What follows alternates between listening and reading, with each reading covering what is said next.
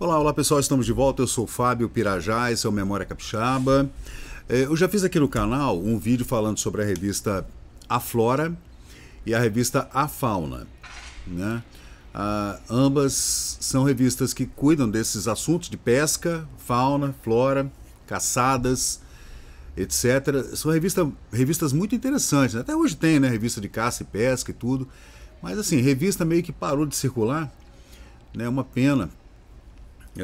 Antigamente havia vários tipos de revistas especializadas em vários ramos da ciência, da tecnologia e tudo, até os anos 2000 mais ou menos. Depois de lá para cá, essa indústria de publicações de revistas, jornais, depois acabou tudo, né, infelizmente. Mas assim, em contrapartida, a gente consegue ler tudo na internet, então é bom pra caramba também para quem está com um celular na mão, aí, um tablet ou um Kindle. Você consegue ler absolutamente tudo, inclusive coisas que antes seriam impossíveis de ler, como jornais antigos e livros antigos, etc. Né? Então hoje a informação está distribuída de forma equânime, todo mundo pode ler, está distribuída de forma também inexorável. Foi um gênio que saiu da garrafa e não voltará mais. A informação está descentralizada de forma indiscutível e não há mais como voltar. Como eu falei, o gênio saiu da garrafa. Para os políticos isso é horrível, para o Estado também, né? Porque uma característica que eu diria que é uma característica do Estado, né? Da política estabelecida, daquele que está na situação, é exatamente a informação centralizada. Se você consegue centralizar em um jornal, uma televisão, um rádio, um canal que distribui aquela informação do jeito que você, através do seu viés, deseja, né? Então você consegue controlar aquele gadão, né, aquele rebanho que você controla do jeito que você quiser. Na medida em que a informação foi se descentralizando, a internet abriu a porteira de uma vez por todas e há agora uma liberdade relativa, que a gente está ainda discutindo, né, como é que vai ser isso, essa relação de notícia falsa, contra-informação, desinformação, o que o pessoal chama esse termo chato de fake news, que eu odeio esses termos novos, né? Mas é mentira e desinformação. Pronto, acabou. Mas também no nosso código não há nada que impeça você de ser mentiroso, né? Você só não pode mentir em juízo e ser descoberto, mas não há uma lei assim, é proibido mentir. Então, tem mentira para tudo quanto é lado, como tem verdade também. Depende da gente ter o discernimento de descobrir o que é verdade e o que é mentira e, claro, também uma legislação que seja rigorosa com relação a quem conta mentiras, né? Mas voltando, eu estava falando dessas publicações que acabaram e tudo, jornais, revistas e tal.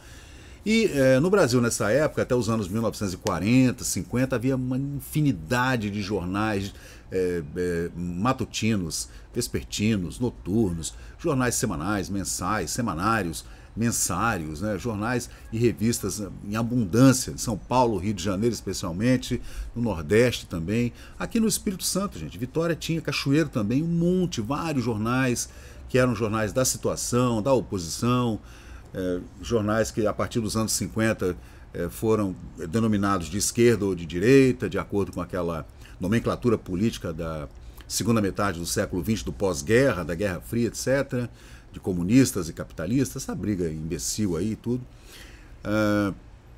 Mas era uma abundância, né, de revistas, está falando de revistas, e havia essas duas revistas, que é a revista A Fauna e a revista A Voz do Mar. Eu já fiz aqui no canal, perdão, no canal ainda não fiz um vídeo sobre essa revista não, mas eu vou fazer um vídeo falando sobre essa revista, A Voz do Mar, e também já fiz um vídeo sobre a revista A Fauna, né, que eu estou trazendo aqui para vocês. A Fauna ela trata também de pescaria fluvial e marítima oceânica também. Mas é uma revista mais científica, um pouquinho mais científica. Já é de São Paulo essa revista. Já a revista A Voz do Mar seria uma revista mais para tratar das coisas da vida dos pescadores, das colônias de pesca, né, como aqui a famosa colônia da Praia de Suai, de Marataízes, né? Então eram revistas um pouquinho diferentes.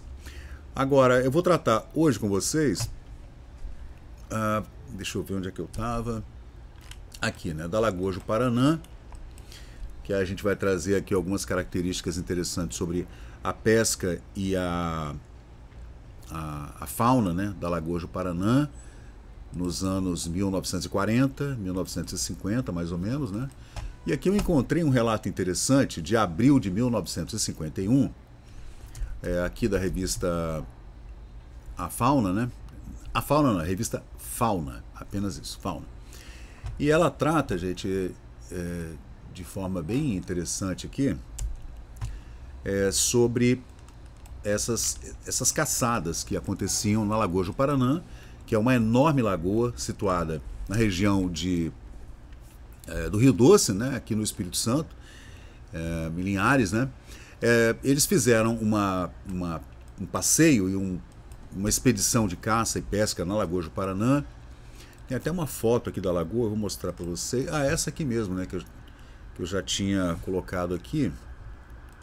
Cadê? Deixa eu achar aqui.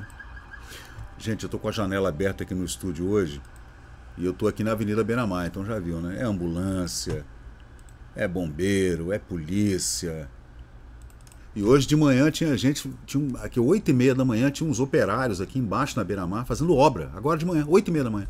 Aí parou o trânsito todo, daqui até na Vila Rubim, até na ponte que liga Vitória a Cariacica e tudo. Ó, essa foto do Lagoa do Paranã, gente, é de 1944, tá vendo? Ainda durante a Segunda Guerra Mundial, hein? Para você ver como é que funcionava essa revista Fauna, né? Ela continuou, né, sendo editada durante a Segunda Guerra Mundial. Mas essa caça e esse passeio, né, e essa expedição de caça aconteceu então em 1951. O texto escrito por Ribeiro de Lessa, C. Ribeiro de Lessa, né? E ele fala o seguinte: no dia seguinte à minha chegada à casa do amigo João Felipe, eu fui visitar o belo lago de Juparanã, que está situado a alguma distância da cidade de Linhares. Tem 70 anos essa história, tá, gente? 73 anos. Depois de haver atravessado o Rio Doce, nós entramos num pequeno riacho cujas águas se reúnem à do rio imediatamente abaixo da vila, na Lagoa do Paranã, né? Esta ribeira parecia não ter nenhum curso e refletia a cor escura dos maciços de árvores que apareciam nas margens. É claro, né, a cor da água de um rio, ela deriva diretamente da vegetação do entorno, né? Então, o Piraquiaçu, por exemplo, o Piraquiaçu Mirim e o Piraquiaçu são rios de água muito preta, escura mesmo, por conta da vegetação.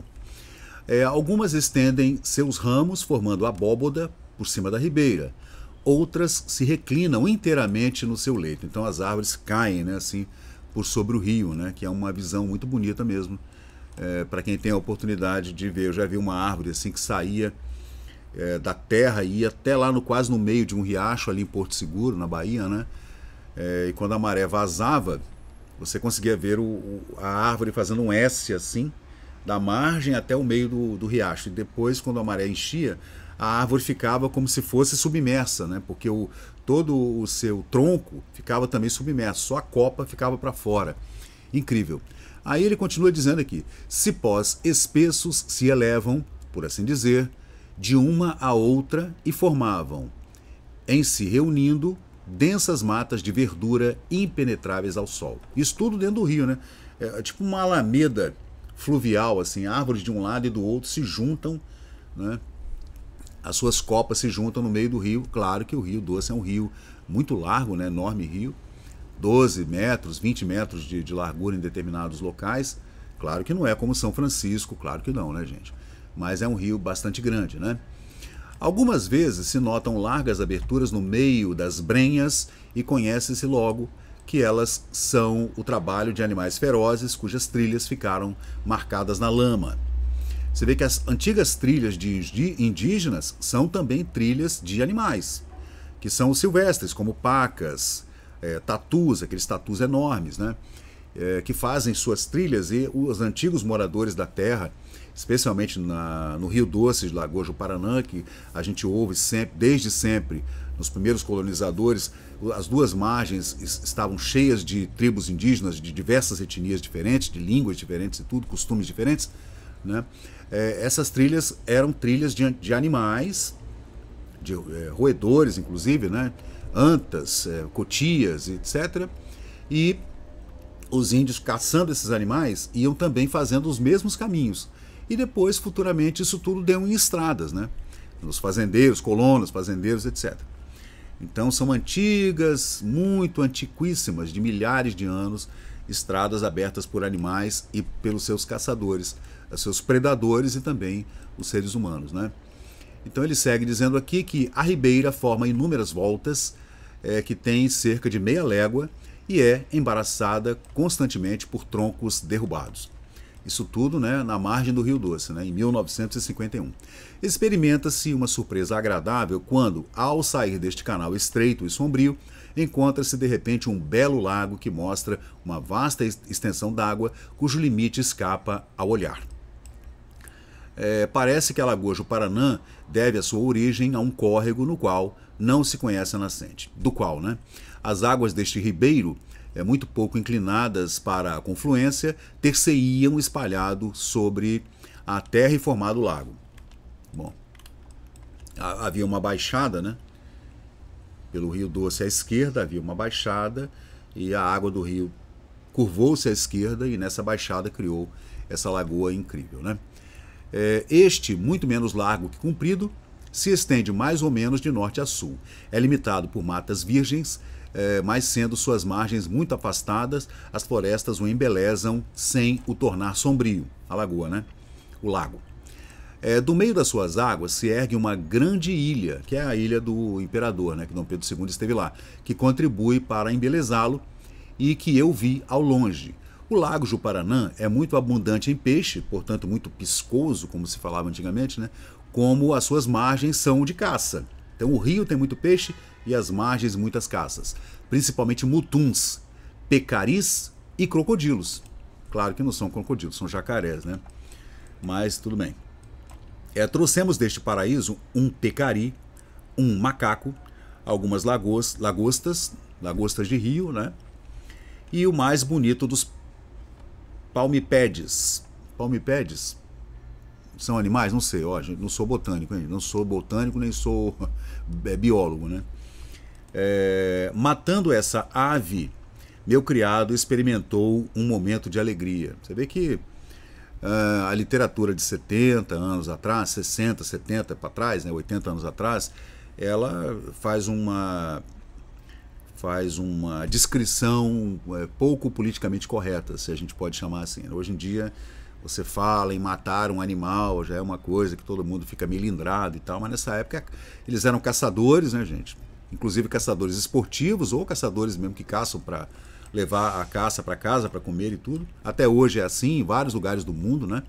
A gente vê lá aquelas caçadas no Alasca, o pessoal caça cervos e outros animais, né? Para consumo realmente, de pele inclusive, né? De carne da pele, dos chifres, de tudo, né? Utilizam tudo. Mas a gente hoje em dia, né? Especialmente essas novas gerações, tem todo esse milindre, então é a caça, né, gente? Caça e pesca. Você pesca um peixe, né? Então você caça um animal, né? Então aí continua aqui, a gente fazendo essa descrição aqui desse passeio e caçada na Lagoa do Paraná, de Ribeiro de Lessa, 1951. Frutífera caçada no rio Aporé, entre Goiás e Mato Grosso. A foto não tem nada a ver com o texto. Mas vamos lá, vamos seguir. Então ele trouxe um pecari, trouxe algumas lagostas de rio e também um bonito palmipede, que é uma ave, né? Como lembrança do pobre Pregente, um rapaz muito digno, havia prometido a mim mesmo conservar sempre o encantador palmipede do lago. Não, perdão, gente, eu errei aqui. Eu tinha feito um corte aqui. O palmipede do Lago Juparanã. Durante a longa expedição, ele fala que os habitantes de Linhares vão constantemente caçar e pescar nessa região. mas não fizeram ainda nenhuma derrubada sobre as margens do lago. Dia virá em que elas se animarão com a presença do homem e se embelezarão com habitações numerosas. Esse lugar será certamente, então, um dos lagos mais belos do Império do Brasil. O texto é um texto antigo, né? Nossa volta à fazenda Bom Jardim foi deliciosa. Era noite, um céu estrelado, porém clareava tanto a ribeira que os nossos remadores, acostumados com a vegetação, puderam evitar, sem trabalho algum, os troncos derrubados. Então, remadores eram remadores contratados na região, né? Com seus grandes barcos ali, que levavam esses turistas, digamos assim, turistas caçadores e tal, que iam pescar e caçar no Rio Doce, na Lagoa Juparanã. Ouvimos então o canto da cigarra, o barulho confuso produzido dentro da mata pelos animais selvagens. Fora disso, nenhuma brisa agitava as folhas das árvores e o céu estava sem nuvens. Estendi-me na canoa, naquela piroga, esqueci todas as fadigas da minha viagem e experimentei esse bem-estar que Rousseau tão bem escreveu nas suas divagações. Então, gente, outro pesquisador que esteve aqui também, mas no século XIX, foi Auguste de Saint-Hilaire. Ele fez várias viagens aqui para o interior do Brasil, inclusive pelo Rio Doce, que é um livro muito bacana de ler, né? Ele fez essa segunda viagem ao Império do Brasil, no Espírito Santo, que teve uma tradução muito boa de Carlos Madeira em 1936, editada em São Paulo, que fala também sobre caça, pesca, as tribos indígenas da região da Lagoa Juparanã e do Rio Doce, né? Auguste de Saint-Hilaire. Aí a Lagoa Juparanã, em 1944, essa foto, que é uma foto da revista A Voz do Mar, que não tem nada a ver com a revista Fauna, que eu estou lendo aqui agora para vocês, que é uma outra revista. Uma publicação é de São Paulo e a outra publicação é do Rio de Janeiro, né? Mas ainda falando aqui sobre Saint-Hilaire, eu já fiz um vídeo aqui no canal sobre essa expedição, que eu vou procurar aqui no canal aqui para mostrar para vocês. Auguste, que fez uma expedição pelo Rio Doce, vindo lá das Minas Gerais, né? Ele fez uma expedição realmente incrível e fez um relato muito detalhado, né, sobre essa visita, com desenhos também incríveis, né? Alguns desenhos são lindos mesmo, que foram feitos nessa ocasião dessa expedição que passou pelo Espírito Santo. 1862. Né? Foram muitas as viagens feitas aqui pelo Espírito Santo nesse período, especialmente em meados do século XIX, por conta daquela diretoria, que seria mais ou menos um ministério, uma secretaria do Império, que tratava da colonização do Oeste brasileiro, que já era uma preocupação do Império do Brasil. Dom Pedro II era um homem preocupado com a colonização do Espírito Santense para o Oeste, né? Então ele criou esse ministério que faria toda essa varredura no interior, mapeamento, topografia, etc. Bom, aqui no site Morro do Moreno, que é um site muito bom também, aqui do Espírito Santo, com história do Espírito Santo, né? A gente tem aí uma fotografia desse cientista, né? Auguste de Saint-Hilaire, que morreu em 1853, que teve aqui pelo Espírito Santo, e outros, né? Outros cientistas também, biólogos, artistas plásticos e tudo, que estiveram aqui fazendo desenhos incríveis, né? Do Espírito Santo, de sua flora, de sua fauna, cientistas, ornitólogos e geógrafos, topógrafos que vieram da Europa especialmente, né, para fazer essa pesquisa aqui na região do Espírito Santo, fazendo todo esse relatório, enviando para a corte imperial, para sua majestade o imperador Dom Pedro II, para que ele pudesse fazer toda essa política de Estado que iria trazer os colonizadores para o Espírito Santo, especialmente os primeiros, os italianos e poloneses e suíços e alemães que vieram para cá em meados do século XIX. Mas, de qualquer jeito, esse relato aqui da revista A Voz do Mar. Eu vou fazer depois um vídeo para falar sobre essa revista. Aqui a gente vê mais um relato, gente, desses animais, peixes e pássaros e mamíferos e símios, né, da região do Rio Santa Maria, afluente, né, na Lagoa do Paranã. Aí a gente vê os peixes, ó, gente. O piau branco, curimatã, a traíra, bocarra, lambari, a piabinha, a famosa piabinha, né? Tá aí, ó, encontrada no Rio Doce, no Rio Santa Maria, na Lagoa do Paranã. Aí ele fala de outros animais aqui, ó. Você vê, tinha surubim, né, gente, no Rio Doce, né? Nem sei se existe mais o surubim, né, mas é um peixe maravilhoso. Aqui no Espírito Santo nós não temos a cultura de comer peixe de rio, né? Eu não sei porquê. Talvez pela abundância de peixes do mar, né? Aí tá aqui o surubim, o jundiá, o mandiliso, o caçari e as famílias aqui, né, gente? As famílias desses peixes, né? O cascudo e o cascudo viola, o acará, aí tem o acará ferro, estupim, são todos peixes, né, dessa região do Rio Doce, são peixes de água doce, o robalo, a corvina, e também tem peixes do mar que sobem para o rio, tá, gente? Por isso que tem alguns peixes que, pô, robalo não é do mar, mas esses peixes, eles saem do mar, vão para o rio e vice-versa. A corvina, o xarel, a tainha, também o curimaú pratibá, a tainha grande, também o cumbaca, caratinga, espadarte.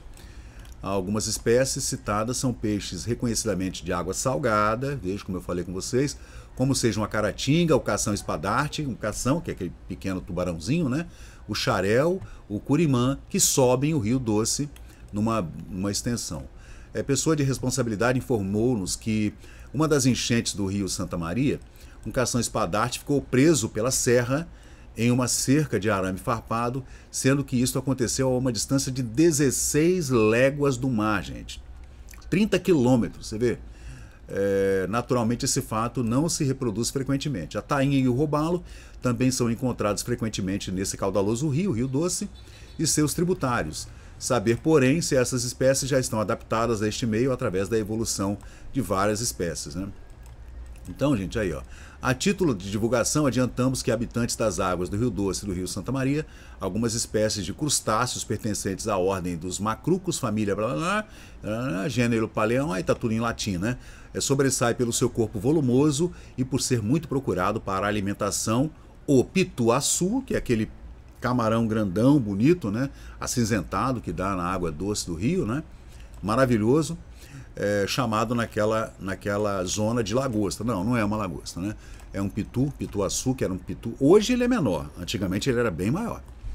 Ele é acinzentado, meio cinza e preto. É lindo o pitu e é maravilhoso de comer. Já comi em Colatina uma vez, num restaurante lá às margens do rio, né? O pituaçu, uma muqueca de pituaçu.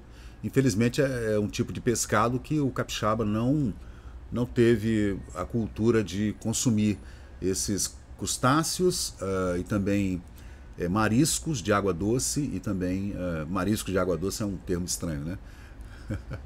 e esses peixes de água doce, inclusive o surubim, que eu fico espantado de saber que no Rio Doce havia surubim, que é um peixe delicioso, né? Que se caçava nos anos 1940 ou antes, 1950, e infelizmente nós perdemos essa familiaridade com esses peixes, né, de água doce. Está aí a Lagoa do Paranã, fotografia de Oswaldo Leite Gomes para a revista A Voz do Mar, de 1944. Mas o que eu li para vocês agora relatos dessa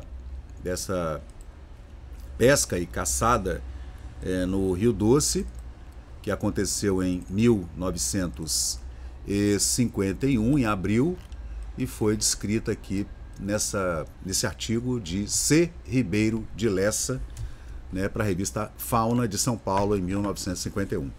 Então é isso, gente. Eu já fiz um vídeo aqui no canal falando sobre caça e pesca no Rio Doce, no Rio Santa Maria, nos tributários, né, do Rio Doce, em todas aquelas lagoas que compõem a bacia do Rio Doce, que são enormes lagoas, ali perto de Linhares e Colatina, né? E eu vou fazer outros vídeos aqui para falar, porque A gente tem que entender que até os anos 1960 era comum que todo mundo tivesse uma espingarda de caça em casa. Todo mundo tinha. As crianças, adolescentes ganhavam de Natal, de aniversário, espingardas de chumbo. Era comum. Todo mundo caçava. Gente. Até os anos 50, 60 era comum, muito comum. A gente perdeu essa cultura, né, de caça. Não sei o que aconteceu. É claro que muita gente ainda pelo interior do Brasil, em outros países, ainda há caça abundante, né? Mas a gente meio que perdeu. Depois que todo esse processo de consumo de carnes, de peixe, mariscos e gado e tudo, etc., foi industrializado esse processo, nós perdemos, especialmente quem mora nas cidades, né? Então você compra já o pescado, né, na peixaria, você já compra a carne verde no açougue, no supermercado, então você não precisa caçar mais. Mas antigamente não era assim não. O meu avô Joaquim, na Vila Rubim, tinha sua espingarda, seus filhos também subiam o Mestre Álvaro para fazer caçadas, o Mochuara também, em Cariacica. Então é isso aí, gente, eu sou Fábio Pirajá, esse é mais um relato aqui incrível de Ribeiro de Lessa para a revista Fauna, falando sobre caça e pesca no Rio Doce, nos anos 1950. Valeu, gente, muito obrigado e até a próxima. Valeu! E chegamos ao final de mais um vídeo aqui do Memória Capixaba. E se você curtiu o conteúdo, por favor, deixe seu like, compartilhe aqui o nosso canal e inscreva-se para mais novidades. Até a próxima e muito obrigado por participar aqui do Memória Capixaba.